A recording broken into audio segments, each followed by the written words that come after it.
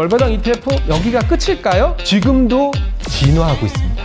ISA는 우리의 희망이 특히 젊은 세대들 경제적 자유를 통한 빠른 은퇴 모두 원하시나요?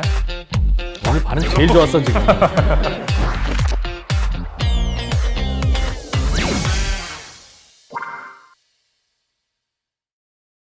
네, 안녕하십니까. 코덱스 투자 콘서트의 진행을 맡은 3프로TV의 2프로 이진우입니다. 오늘은요, 요즘 여러분들이 많이 관심 갖고 계시는 월배당 ETF에 대한 좀 더 자세하고 재미있는 이야기 좀 들어볼 텐데, 월배당 ETF에 대해서 대강 알게 되신 다음부터는 이제 그 다음에 궁금해지는 질문이 어떤 월배당 ETF를 고르면 좋으냐, 그게 제일 궁금하시죠? 그래서 저희가 준비했습니다. 삼성자산운용의 김도영 본부장님입니다. 어서 오세요.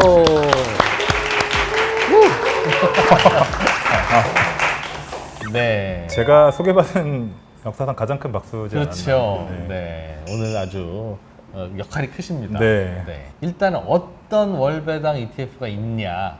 우리는 보통 객관식으로 주면 거기서 고르는 건 잘하니까. 네. 일단 보기를 좀 몇 가지 좀 보면 좋을 것 같아요. 네. 일단은 월배당 ETF 뭐 상품명이나 이런 것들을 말씀드리기 전에 월배당이 어떻게 만들어지는지를 좀 아시면 좋을 것 같아요.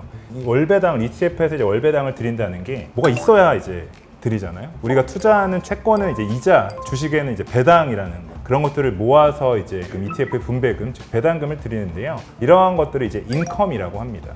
이런 인컴이 어떻게 나오느냐. 그래서 주로 인컴이 많이 나오는 자산이 주식의 고배당주, 그리고 뭐 리츠, 주로 이제 부동산으로 잘 알려져 있는데요. 그럼 리츠에도 아무래도 월세 같은 게 나오니까 현금 흐름이 배당 같은 게 잘 나오는 자산이고요. 그리고 더해서 최근에는 이건 좀 어려울 수 있지만 이제 콜옵션을 매도하는 커버드 콜 전략을 활용한 투자 전략도 월배당 ETF의 주된 전략 중 하나입니다. 그래서 저희 삼성자산운용 코덱스 ETF에도 이런 투자 자산이라든지 전략을 활용한 ETF들이 상당히 많이 상장이 되어 있고 또 인기가 많고요. 요즘은 뭐 월배당 ETF들이 아주 종류도 많아지고 변신을 많이 한다고 해서 이게 뭔가 요즘 이게 트렌드가 좀 있다, 그런 얘기도 하시던데요. 네, 올해 대한민국 ETF 투자 시장의 트렌드를 제가 세 가지를 꼽아봤는데요. 미국, 월배당, 그리고 ISA. 이 중에서 이제 투자 자산이 미국이고요. 월배당 투자 전략. ISA는 혹시 어떤 계좌인지 아시나요? 그래서 오늘 이런 시간을 좀 마련한 것 같습니다.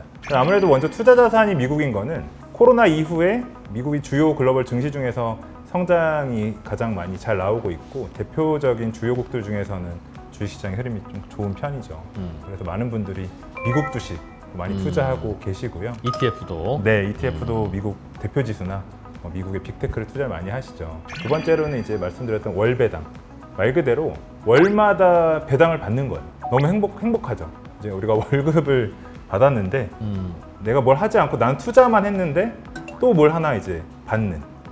저도 한번 받아보니까 너무 행복하더라고요. 내 돈 내가 내서 내 돈 굴린 건데도 의외로 뿌듯해요. 그렇죠. 그리고 까먹고 있다가 뭔가 돈이 네, 그런 카드값 나가는 줄 알았는데 돈을 준 거죠.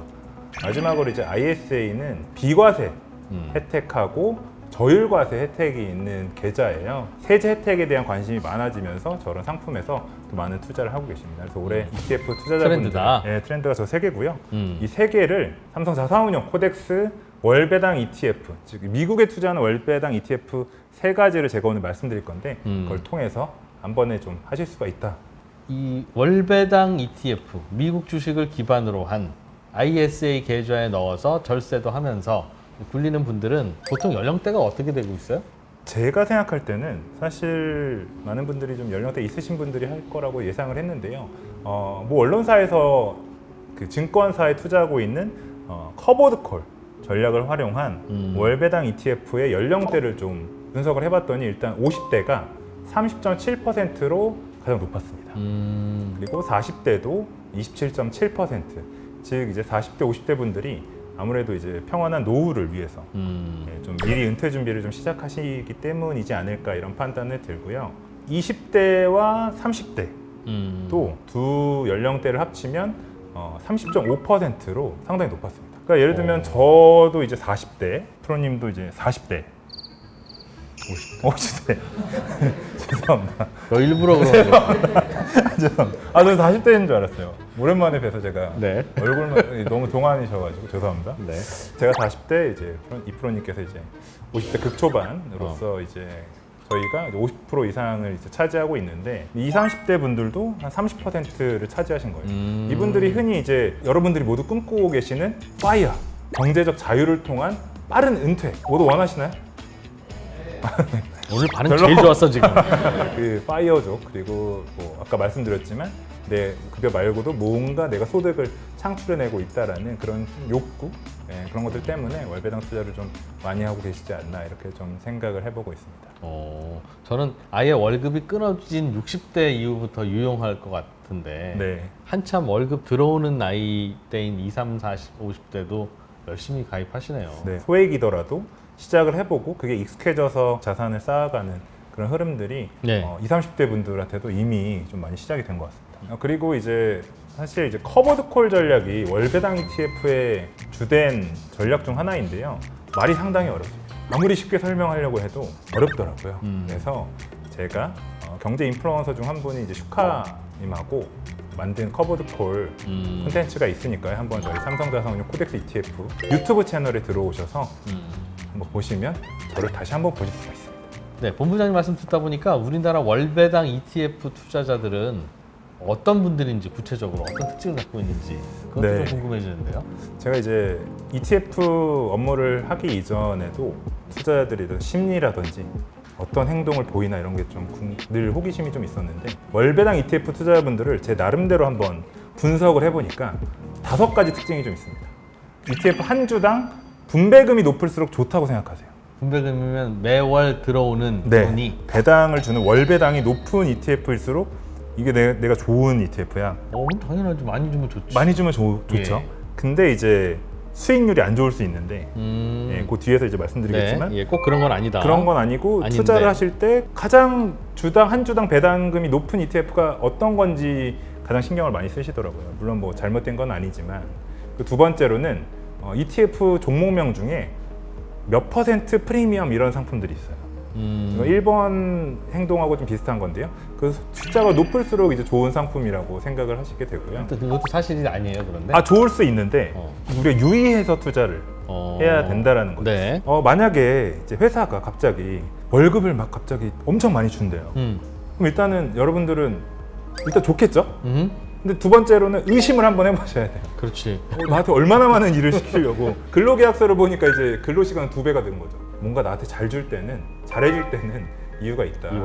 이유가 있다고 생각하시면서 세 번째로는 높은 이런 프리미엄이나 배당금만 보시고 수익률은 잘 확인을 안 하세요. 이 월배당 ETF 그 투자하는 주식이나 채권 자산들이 있잖아요. 근데 그게 이제 변동성이 커지면서 수익률이 안 좋아질 수도 있는데 배당금만 보다가 이 수익률 관리를 잘 안 하시는 경향들이 좀 있는 것 같고요. 네 번째로는 이거는 정말 좀 우리나라에 있는 특징인 것 같은데요. 그 월배당을 받아서 쓰시는 게 아니라 다시 또 다른 상품에 투자를 하세요. 그러면서 또 이제 새로운 투자를 다양하게 하고 계신 것 같고요. 마지막으로는 사람들이 투자하는 대로 이제 따라서 하세요. 왜냐하면 이제 저하고 이제 이런 얘기를 여러분들이 나누고 계시지만 그래서 뭐 해야 돼요가 결국 질문의 종착지거든요. 근데 그 이제 많은 컨텐츠들을 보더라도 아마 앞에 이야기 서사들은 다 이제 건너뛰시고 마지막에 이런 상품 추천이나 설명에 이제 많은 관심이 있으시기 때문에 그냥 좀 공부를 해보시기보다는 따라서 하는 투자들을 좀 많이 하고 계신 것 같습니다. 그러면 안 된다. 그렇죠. 이제 월배당 ETF도 투자하시기 전에 저는 이제 3가지를 좀 체크하고 네. 꼭 투자를 하시라고 말씀을 드리고 싶어요. 네, 그 3가지가 뭐예요? 네, 먼저 첫 번째는 투자 대상이 무엇인지, 내가 실제로 투자하는 게 어떤 자산인지를 아셔야 돼요. 배당금에만 이제 신경을 많이 쓰셔가지고 내가 투자한 미국의 배당 성장주라든지 미국의 채권 자산이 수익률이 안 좋아지는 걸 모르시는 경우들이 좀 있어요. 그리고 아니면 뒤에 있는 배당 수준만 보시고 배당금 레벨만 보시고 뭐에 투자하는지 크게 신경 안 쓰시는 분들도 계시더라고요. 네, 그렇기 때문에 내가 실제 투자하는 주식이 뭔지, 채권인지, 어떤 주식인지, 어떤 채권인지를 꼭 체크하셨으면 좋겠습니다. 그러니까 월배당에만 꽂혀서 네. 그것만 보지 마시고 네. 나도 모르는 사이에 그게 녹아 없어지기도 하고 네. 크게 불어나기도 하고. 맞습니다. 크게 불어나면 정말 다행인데요. 계좌를 열어봤는데 돈이 다 어디 갔지? 이럴 수도 있다. 알겠습니다. 또 어떤 것도 주의해요? 네. 두 번째로는 이거는 조금 어려울 수는 있는데요. 옵션을 매도하는 자산이 무엇인지를 좀 아셔야 됩니다. 똑같은 얘기거든요. 그래서 당황하지 않으셔도 돼요. 이제 옵션이라는 말이 나오고 뭐 매도해가지고 콜옵션 이런 말이 나오니까 좀 헷갈리실 수 있는데요. 쉽게 말씀드리면 배당금을 드리기 위해서 옵션을 매도하면 어떤 프리미엄이 생겨요. 예를 들면 미국 배당 성장 주식에 투자하면은 옵션을 이제 S&P 500을 매도합니다. 왜요? 아무래도 두 개의 미국 배당 주식하고 S&P 500의 옵션이 그래서 상관관계가 제일 높다고 판단이 돼서 그런 주된 투자 대상 자산과 유사한 성격을 갖고 있는 옵션을 매도합니다. 배당 성장주를 사놓고 거기서 나오는 배당으로 네. 월 배당 주려고 하는데 네. 그러고 있는 동안 배당 성장주가 주가가 내려버리면 아뿔싸 큰일이니까 네. 그게 내리면 내가 뭔가 먹을 수 있는 파생 상품 하나를 같이 세트로 묶어놓는 개념인 거죠. 정확하십니다. 진짜로 너무 완벽한 설명이죠. 근데 세트를 묶을 때 미국 배당 성장주는 S&P 500이라는 파생 상품을 묶으면 네. 얘가 내려갈 때 얘가 올라오고 이래서 굉장히 안정적으로 서로 죽이 잘 맞더라. 네. 그 얘기인 거. 맞습니다.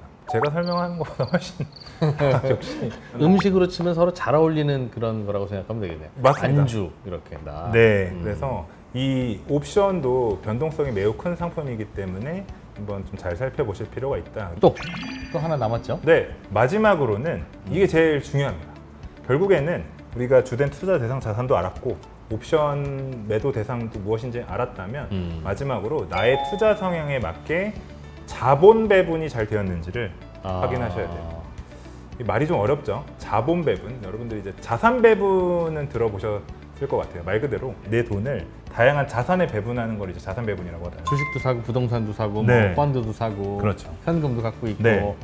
그게 이제 과거에는 상당히 효과적이었어요. 왜냐하면 예를 들면 주식이 오르면 채권이 좀 하락하고 주식이 안 좋으면 경기가 위험하면 안 좋으면 또 이제 채권이 좀 안전자산으로서 두 개의 효과가 잘 상쇄가 됐었는데 코로나 이후에 요즘의 어떤 증시의 흐름을 보면 다 비슷해요.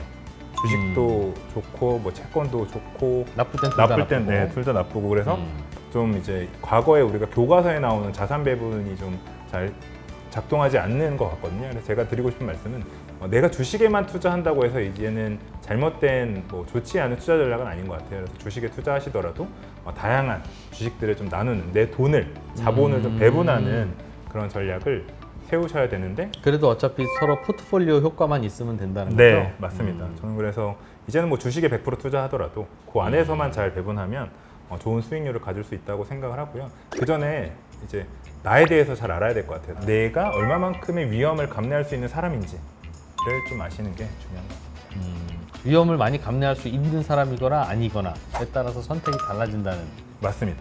아무래도 테크, 우리가 잘 아는 이제 빅테크들은 변동성이 정말 크기 때문에 예. 하지만 난 그 변동성을 감내하면서도 수익률을 위해서 좀 더 투자를 많이 하겠다. 그거는 그런 빅테크를 좀 많이 할 하면 수가 되는 있고요. 거고.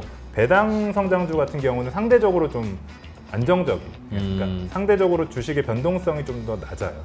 네, 그렇기 때문에 나는 큰 욕심은 없고 그거보다는 욕심은 덜 내는데 덜 내고 위험도 좀 덜 감내하겠다라는 분들은 배당 주식에 대한 비중을 좀 더 확대하실 수도 있고요. 그러니까 음식점 가서 음식 고를 때 내 입맛을 내가 아는 건 되게 중요하다는 어. 얘기랑 같은 것 같아요. 맞습니다. 그래야 편안하다 이거죠. 네. 많이 먹건 적게 먹건. 그렇죠. 무조건 많이 먹는 게 투자는 좋지라는 생각을 하기 쉽지만 실제로 많이 먹으려면 또 많이 잃기도 해야 되는 건데 에휴 뭐 가다 보면 또 잃기도 하는 거지라고 마음 편한 분도 있는가 하면 조금만 내려가면 잘 못하고 이거 어떡하나 뭐 이거 그런 분들이 있어요. 그러니까 잘못 선택한 거죠, 그러니까. 많은 분들이 격하게 공감하고 계신 것 같은데요. 네. 저도 그렇습니다. 자, 그러면 구체적으로 그 요즘의 최신 트렌드에 맞는 미국에 있는 그 상품을 기초자산으로 담으면서 뭐 월배당이라고 하는 트렌드도 맞추면서 최근 트렌드와 딱 맞는 상품들 중에는 삼성자산운용권은 어떤 게 있어요? 네. 앞서 제가 말씀드렸듯이 그 월배당 ETF 투자하기 전에 세 가지 체크 사항이 있었잖아요. 그 첫 번째가 기억나시죠? 주된 네. 투자 대상 주종이 맞습니다. 뭔지, 주종이 뭔지를 막걸리냐, 양주냐, 뭐 그렇죠. 소주냐. 맞습니다. 뒤에는 안주가 붙어올 거고. 그렇죠. 안주 들어가기 전에 일단 주종이 뭔지. 그렇죠. 주종이 뭔지를 하나씩 알아보도록 하겠습니다. 음. 그래서 먼저 이제 미국 배당 플러스 10% 프리미엄 다우존스인데요. 주된 투자 대상 자산이 무엇인지 미국 배당주네요. 그렇습니다. 그래서 우리나라 분들이 정말 많이 좋아하시는 미국의 미국 배당 ETF가 있는데 그거와 동일한 기초지수를 추정하고요. 10년 연속 배당 성장을 지속한 미국의 대표 기업 100개에 투자합니다. 배당이 점점 늘어난 기업. 맞습니다. 그 배당이 점점 늘어났다는 뜻은 무엇일까요, 여러분? 회사가 잘 된다는 뜻이죠. 맞습니다. 돈을 계속 번다는 얘기거든요. 대표 기업으로는요, 미국의 헬스케어 기업인 암젠이라는 회사가 있고요. 또 미국 대표적인 주택 소매업체 홈디포라고 있습니다. 그리고 반도체 기업인 텍사스 인스트루먼트, 그 글로벌 최대 운용 규모의 운용사인 블랙락. 아, 저기도 상장돼 있군요. 네, 상장되어 있습니다.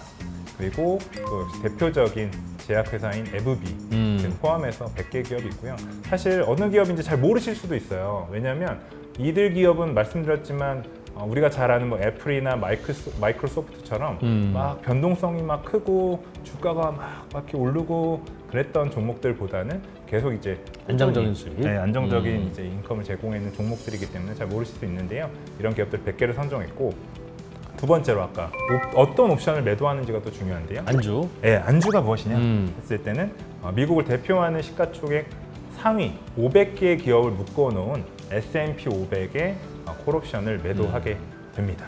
두 개 이렇게 묶으면 잘 안 취한다 이거죠. 네. 네. 두 번째로는 저희가 10% 다음에 이제 12%좀 올려보려고 하는데요. 코덱스 미국 30년 국채 플러스 12% 프리미엄 합성 H입니다. 주된 투자 대상 자산은 말 그대로 미국 30년 국채, 미국 정부가 발행하는 만기 20년 이상의 국고채에 투자합니다. 아까는 배당주였는데. 네, 채권으로 넘어와서 미국 정부가 발행하니까 신용 등급은 상당히 안정적이라고 볼 수는 있겠죠. 다만 이제 장기채이기 때문에 상대적으로 금리의 움직임에 상당히 예민하게 반응을 합니다. 이 말씀을 어떤 말씀이냐면 금리가 내리면 채권 가격이 오릅니다. 예. 이거는 그냥 공식처럼 외우고 저도 그냥 외우는 게 마음 편한데 금리가 내리면 채권 가격이 올라서 자본 차익이 발생을 해요. 주식처럼. 예. 네, 그런 것들을 우리 많은 분들이 이제 추구하고자 이런 장기채에 투자를 하시고요. 이제 안주, 콜옵션 매도는 어떤 걸로 하느냐? 미국에 상장된 대표적인 미국 30년 국채를 추종하는 ETF가 있습니다. TLT라는 코드를 갖고 있는 ETF인데요. 이 TLT ETF에 콜옵션을 매도해서 종목명에 나와 있는 옵션 프리미엄을 추구하는 상품이라고 보시면 될 것 같습니다. 저거는 기초자산하고 아예 그 안주, 콜옵션이 정확히 재료가 같은 거네요. 거의 유사하다고 볼 수 있죠. 저거 기초자산도 국고채, 네, 콜옵션 매도하는 저 안주도 국고채. 국고채 네. ETF. 알겠습니다. 저 중간에 있는 12%라는 건 네, 아까 좀 전에는 10%였어요. 네. 이건 무슨 의미예요? 역시 진짜 좀 날카로운 질문이셨는데요. 참 면도날입니다. 지금 거의 대일 뻔했습니다. 앞서 말씀드렸지만 무조건 높은 프리미엄이 좋은 건 아니라고 말씀드렸잖아요. 높은 프리미엄을 제공해 드린다는 거는 그만큼 주된 투자 대상 자산의 변동성이 높다. 이렇게 이해를 하시면 좋을 것 같아요. 그러니까 저게 아까 저 술과 안주라면 알코올 도수의 개념이네요. 정확하십니다. 그러니 조금 네. 좀 세. 이제 좀 더 취하는 거죠. 그러면 이제 그 도수가 가장 센 약간 이제 정신을 잘 차려야 되는 네. 네. 저거 세네. 완전 셉니다. 이제 코덱스 미국 AI 테크 탑 10 플러스 15% 프리미엄. 일단 기본적으로 주된 투자 대상 자산은 앞에 나와 있는 미국 AI 테크 관련 10개의 기업인데요. 뭐가 있을까요? 잘 아시는. 마이크로소프트, 오픈 AI니까. 네. 그리고 엔비디아. 사실 다 맞는 잘하는 기업들인데요. 마이크로소프트, 엔비디아, 브로드컴, AMD, TSMC, 구글, 아마존, 애플, 메타, 테슬라 이렇게 총 10개 기업을 선별했습니다. 근데 일단 종목명만 들어도 가슴이 막 뛰는 게 얼마나 변동성이 크겠어요, 그만큼. 그러네요. 콜옵션 매도 대상은 이제 나스닥 100을 매도해서 옵션 프리미엄을 추구하게 됩니다. 추구한다는 건 그거 못 먹을 수도 있다는 뜻이죠? 그렇죠. 저희가 이제 뭐 예금처럼 예. 이번에 가입하시면 정확히 드리는 건 아니니까. 정확하게 딱 맞게 드릴 수는 없기 때문에 저 수준에 추구해서 뭐 더 나올 수도 있고 덜 나올 덜 나올 수도 수도 있는데요. 있고. 예. 그 수준을 추구한다 이렇게 말씀을 드리겠습니다. 요게 삼성자산운용이 갖고 있는 비장의 상품 세 가지. 네, 음, 비장의 카드. 네. 상품도 재밌고 내 취향에 맞춰서 어떤 걸 하면 좋을지도 딱딱 눈에 들어와서 바로 선택할 수 있을 것 같습니다. 혹시 같이 그 강의 들어주신 방청객분들 중에 질문 있으시면 주요 투자 대상인 저 기업들의 주가 하락이 만약에 예상될 경우에는 그러면 커버드콜 매도 그 전략을 뭐 0.5배가 아니라 1.5배로 맞춰서 뭔가 더 수익을 내려고 운용을 하시는지 조금 궁금합니다. 매우 날카로운 질문이었어요. 이제 제가 답변을 드려보면 일단 중요한 거는 이 오늘 소개해드린 세 가지 이 월배당 ETF는 그 종목명에 들어있는 이 옵션 프리미엄을 추구할 수 있을 정도로만 콜옵션을 매도해요. 예, 그렇기 때문에 말씀해 주셨지만 주된 투자 대상 자산이 뭐 이렇게 급락을 한다고 해서 그걸 막기 위해서 커버드콜 콜옵션을 더 막 매도하거나 그러진 않아요. 그렇기 때문에 제가 말씀드렸던 게 내가 투자하는 이 월배당 ETF의 기초 자산이 무엇인지, 내가 감내할 수 있는지, 예, 그걸 꼭 확인하셔야 된다라는 이유가 지금 질문 주신 부분이랑 연결이 되지 않나 이렇게 생각이 듭니다. 자, 또 다음 질문. 네.